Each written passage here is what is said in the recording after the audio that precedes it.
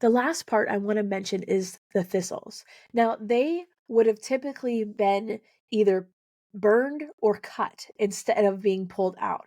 And the roots have been left behind, which means they can grow up and choke the seed out or damage the nutrition that the seed is going to be getting.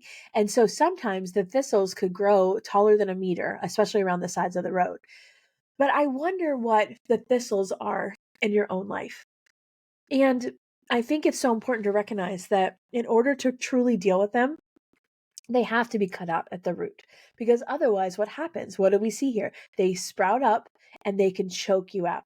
And that means that there can be a lot of different kinds of thistles. If we're thinking metaphorically about this, thistles could be things like addiction, pornography and lust, or gambling. There's a lot of people that have taken to gambling in the last couple of years, or a variety of things. Insert root sin here.